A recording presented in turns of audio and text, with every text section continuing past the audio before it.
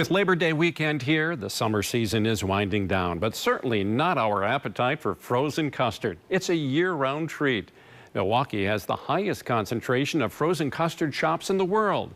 To get the scoop on our love for this delicious dessert, Alex Cordetti brought together 5 families of frozen custard for the first ever sit-down with Wisconsin's kings of custard. Milk, cream, sugar, flavorings, and egg yolks. Just some of the ingredients that turn our frozen custard into local magic.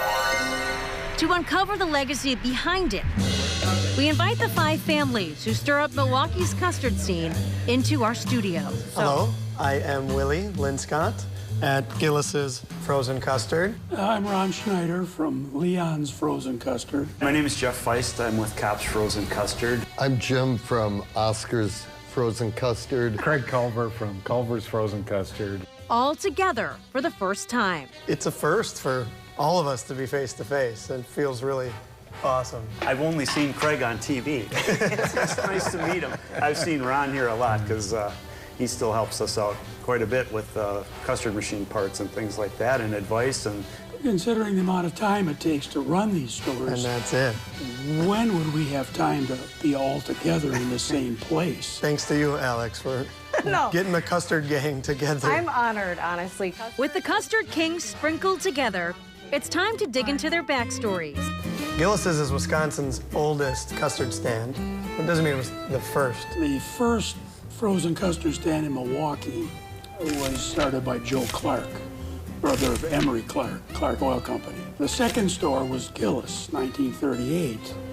My father worked for Paul Gilles as his night manager. He got interested in the concept of frozen custard, and he learned from working at Gilles' with the intention of opening a store at some point. And we opened May 1st, 1942.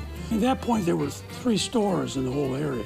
Soon after comes Kopp's in 1950, and both Culver's and Oscar's Frozen Custard in 1984. I feel like I've got a connection to all these people because I was looking at them a long time ago while I was going to school, and whenever I had a chance, I'd run over to Leon's Frozen Custard. And Oshkosh, this stuff tasted so good, and I said, someday, someday. When I was maybe 10 years old, my mom took us to Leon's Custard, and she said, this is the best ice cream in the world.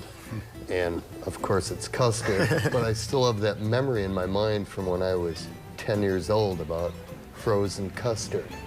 And then in 1984, we tried to figure out, why is his custard so good? And after a while, we found out Ron made the machines that are crazy good. I bought our first 6 custard machines from Ron, and also trained us on how to dip frozen custard properly and such in his restaurant. The machine is critically important, and then the know-how. You've got to do the work. Some things in the food business you can neglect, like a Twinkie, because it lasts forever. But in our case, you've got to be mindful of this product, and I want everybody to get the best they can. There's science behind it, and there's also art behind it. And it's the temperature of the custard. Ron taught us many years ago, I think it should be at 22, 23 degrees. 20 to 22. Your taste buds don't work below 15 degrees. And with our product, if you get over 22, it starts to get a little hard to work with because it melts. our philosophy has always been to try to keep the product the same year after year after year. And we have so many customers that they've been gone for 10, 20 years, and they come back and they order a burger and they get the custard and they're like, this is exactly the way I remember it when I was a kid. Yep. And that's always been our goal. We've been able to take what Elsa Kopp started in 1950, and then her son jumped in there, Carl Kopp, and perfected and came up with a lot of new ideas, and we've been able to keep that consistency over all these years. You gotta serve it fresh, and it's running and it's fresh, they come. And the more people that come, the more you keep it running. Do you guys eat each other's product? Do you hide if you go and you're, checking them out? Or Okay, I got a story. So I was just in Oshkosh again, and we went over to Leon's. We pulled in, we had a custard, ordered a turtle sundae there. Car hop brings it out. A car pulled up next to us. rolls down her window. Hello, Mr. Culver. Darn, you caught me. I really think it's in our best interest and Milwaukee's best interest to rally together, you know, promote the culture of frozen custard. And it's like it's a food identity, if not the food identity of Milwaukee. That's one of the greatest strengths of our success here is that early on, you know, we all had a good direction. We all were able to get good mix.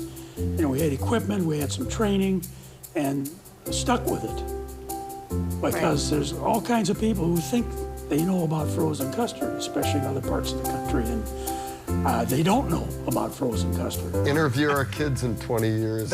How cool would You know that what? be? That Fill would the be chairs. something.